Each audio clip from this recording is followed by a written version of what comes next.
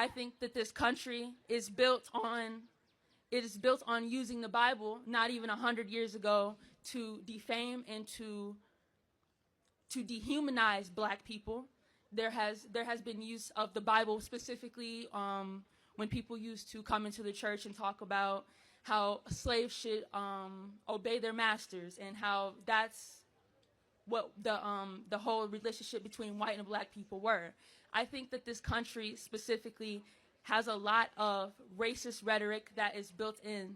At one point, the government allowed and pushed and raised for slavery. That was something that this government did. They made laws in the improvement of segregation. So in terms of the long history, you can't take out the fact that government has played a major institution. Of course, government plays a role. But let's take you, Gigi. How did that legacy of slavery prevent you from getting to this school and having a great career? I think that, okay, I'm sorry, I got kind of distracted. Can you please restate your question? So, Gigi, what I'm trying to do right now, I'm going to give you a warning, is prove that your own life experience is actually at odds with some of the things you're saying. Is that cool? So here you are at the University of Tennessee, correct? You're a student. Yes. You have the whole world as your oyster in front of you. You could study hard. You're going to graduate. You're going to do better than most people in probably the community you came from. Just guessing. I don't know your background, but based on how you're talking. How did the legacy of slavery get in your way?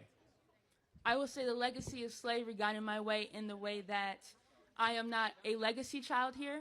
I would say that it got in my way in the way that my parents, my grandparents were not afforded the same, were not at one point even allowed to be on the property of this school.